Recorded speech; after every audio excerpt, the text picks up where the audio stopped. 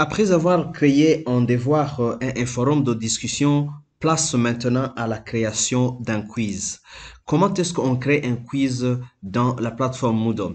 Et nous sommes ici au niveau de notre plateforme Moodle et vous vous souvenez que nous avons activé notre mode édition. Nous avons déjà créé un forum de discussion, nous venons de créer un devoir. Maintenant, comme on l'a fait, nous allons ajouter un quiz. Un quiz, ce que vous devez savoir, c'est que c'est un questionnaire d'évaluation et je vais le faire en même temps en même temps que vous en pratiquant. Donc, je clique sur ajouter une activité ou une ressource. Le quiz, c'est une activité et vous pouvez retrouver le quiz ici, c'est le test et vous pouvez lire en cliquant sur le petit i ce que c'est le test, etc. Vous revenez en arrière. Donc, nous allons ajouter un test. Euh, et donc, voilà, je vais d'abord, comme à l'accoutumée, nommer le test. Ça, c'est le test numéro un pour la semaine. Vous ajoutez une description de votre test. Vous pouvez choisir de l'afficher ou de ne pas l'afficher. Ensuite, vous avez à paramétrer le temps. Vous allez cliquer sur la petite flèche et vous allez paramétrer le temps. Vous pouvez paramétrer, par exemple, que le test va commencer le 3 à 7 heures et va se terminer, par exemple, le 4 à la même heure. Et ici, il y a possibilité d'activer le nombre de minutes le nombre de minutes, oui, c'est déjà là. Les minutes, temps disponible, disons que c'est 20 et ça correspond à minutes, 20 minutes. Et il faut choisir, par exemple, que la tentative qui sera en train d'être faite au cours du test sera soit envoyée automatiquement. C'est pour le cas, par exemple, de coupure de courant, coupure de connexion. Si un étudiant était en train de faire son test et qu'on a activé la tentative en cours est envoyée automatiquement, c'est que quand il y a coupure de courant, coupure de connexion, le test qui était en train d'être fait sera automatiquement envoyé dans le serveur et l'étudiant aura les notes, juste les notes qui correspondent à ce qu'il a fait. Il avait déjà fait avant la coupure. Et là, vous allez choisir la note. Et ici, peut-être vous pouvez laisser le nombre de tentatives qui sont autorisées. Une tentative, par exemple, je dis que l'étudiant doit faire au moins une tentative ou vous pouvez choisir de faire deux ou même plusieurs. Comme ça, l'étudiant aura la note de la dernière tentative, etc. Vous pouvez choisir les mises en page. Sinon, ça, il faut laisser par défaut, comportement de questions. Vous pouvez laisser ça par défaut, etc. Option de relecture, et vous pouvez cocher la case qui correspond à une option de relecture. Est-ce que l'étudiant peut regarder pendant la tentative, immédiatement après la tentative ou plus tard alors que le test est encore ouvert, etc. C'est à vous de choisir le moment où vous voulez que l'étudiant puisse faire lire le feedback par rapport à l'examen. Apparence, ça, vous laissez ça de manière par défaut, les restrictions supplémentaires, le feedback global, vous pouvez ajouter des informations ici, réglages courants, restrictions d'accès, j'en ai parlé, vous pouvez ajouter des restrictions par rapport à l'achèvement des activités, aux dates, etc. Ce qui est important, c'est de lire ces informations et de savoir la restriction que vous allez ajouter, etc. Là, moi, je ne fais rien. Ajouter une activité, achèvement d'une activité plutôt.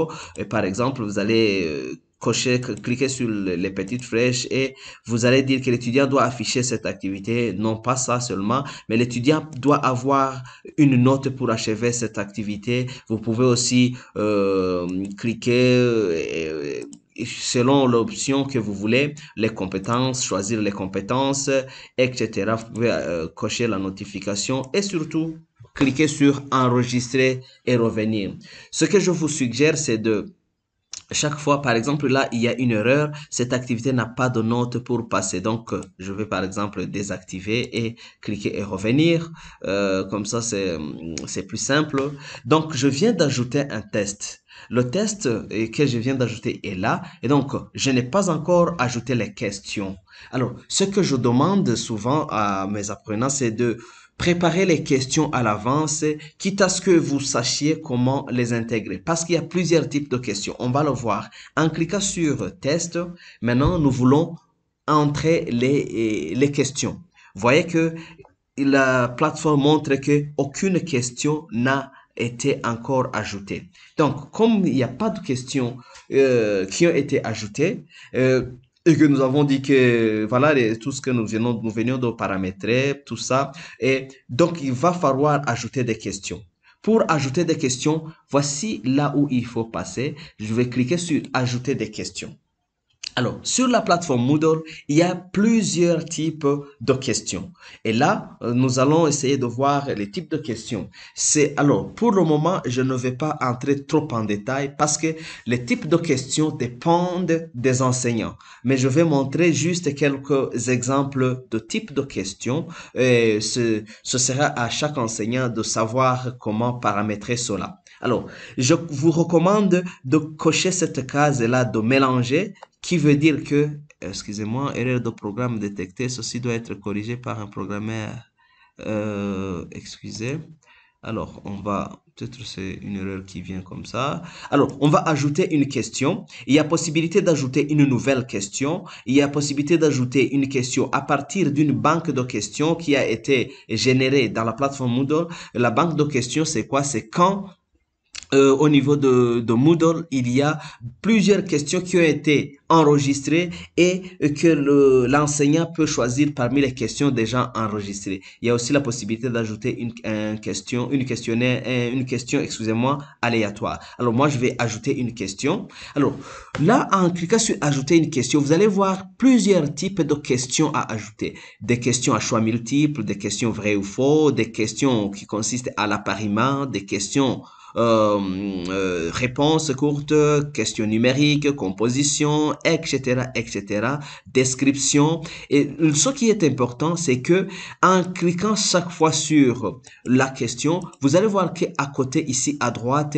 il y a les informations qui détaillent ce type de question. Voilà, vous voyez que par exemple, pour calculer, il y a une information qui vous est donnée. Ça, c'est très important. Donc, à cette étape, il va falloir pour vous par exemple, moi, je vais dans le cadre de ce module, je vais choisir une question à choix multiple et c'est une question qui permet la sélection d'une ou de plusieurs réponses dans une liste prédéfinie. Ah, je dis ça, ça correspond à ma préparation. Je vous rappelle qu'il faut bien préparer vos questions, savoir si c'est mon questionnaire, ce sera à choix multiple, ce sera vrai ou faux, ce sera un appariement, ce sera des réponses courtes, etc.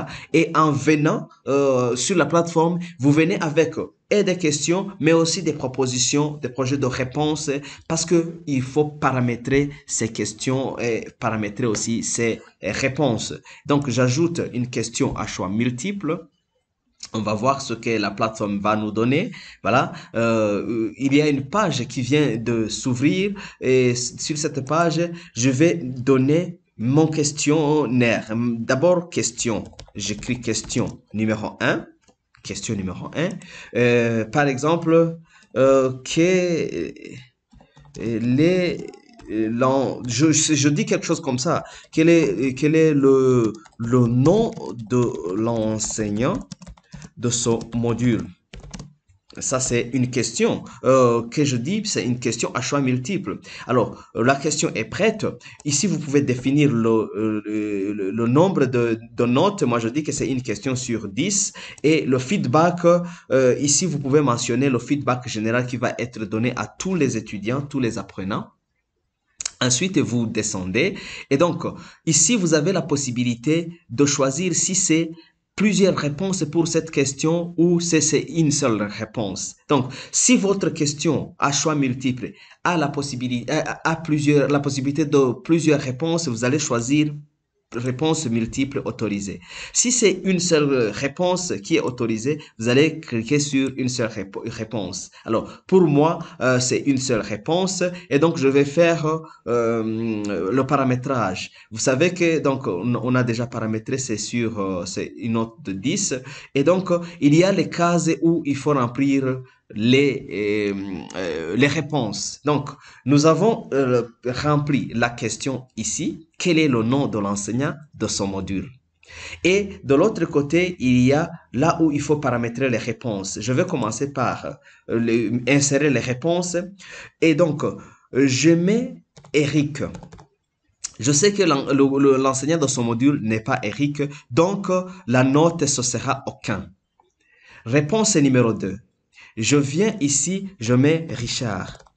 Je sais que l'enseignant de ce module s'appelle Richard. Donc, pour paramétrer cela, la note, ce sera 100%.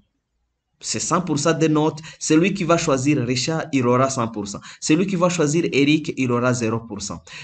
Réponse numéro 3, je mets quelque chose comme ça, Silas, et donc c'est aucun. Voilà, je termine. J'ai fait 3 choix. La question, c'est de savoir quel est le nom de l'enseignant de ce module. Les réponses sont paramétrées ainsi. Réponse numéro 1, Eric. Bon, ce n'est pas Eric, donc il aura aucune note. Et c'est Richard, il aura 100%. Et c'est Silas, il n'en a aucun. Et ça, c'est déjà paramétré pour la première question. Pour votre information, c'est que il y a plusieurs possibilités de répartition de la note. 100% c'est quand il y a une seule réponse. 50% c'est quand il y a 2 réponses. Chaque réponse aura 50%. Pour 3 réponses, on vous propose ça parce que chaque réponse aura 33%, etc. C'est à vous de paramétrer et de revoir ce que vous devez faire. Et moi, je clique sur enregistrer. Voilà, ça c'est la première question qui vient d'être enregistrée. Et donc, vous pouvez le voir ici. Je vais donner un autre exemple. Pour ajouter une autre question, je vais mettre ça ici. Ajouter une question voilà, je clique sur ajouter une question de vrai ou faux, par exemple. Comme ça, les autres les types de questions, vous allez vous-même regarder, essayer de comprendre et d'agir. Moi, j'ajoute une question à vraie réponse. Et donc, voilà, je dis question 2, question numéro 2. Je dis quelque chose, n'importe quoi. L'enseignant de ce module est un docteur. Est un docteur, est un docteur, entre parenthèses, PhD. Voilà, c'est une affirmation où il faut répondre par vrai ou faux. Donc, la question est prête. Donc, je vais mentionner 10. Feedback général, on fait la même chose. Réponse ici, alors c'est là où il faut tirer attention. La réponse correcte, c'est vrai. Et là, vous allez dire que la réponse correcte, c'est vrai. Afficher les instructions standards, ça, on peut laisser. Donc, si quelqu'un choisit vrai, il aura 10. Mais par contre, s'il choisit faux, il n'aura rien. C'est paramétré comme ça. Et donc, vous pouvez intégrer un feedback ici et là et vous enregistrez. Voilà comment est-ce qu'on on enregistre, on intègre les questions. Voilà, nous avons deuxième question, etc. Et nous pouvons aller visualiser ce que nous venons de faire. Par exemple, vous voyez, je vais cliquer sur prévisualiser, démarrer une tentative. Vous allez voir que je vois quel est le nom de l'enseignant de ce module. C'est Silas ou Richard. Si je clique sur Richard, j'aurai des points, etc., etc. J'ai 2 questions. Voilà de manière générale comment est-ce qu'on paramètre un questionnaire sur la plateforme Moodle.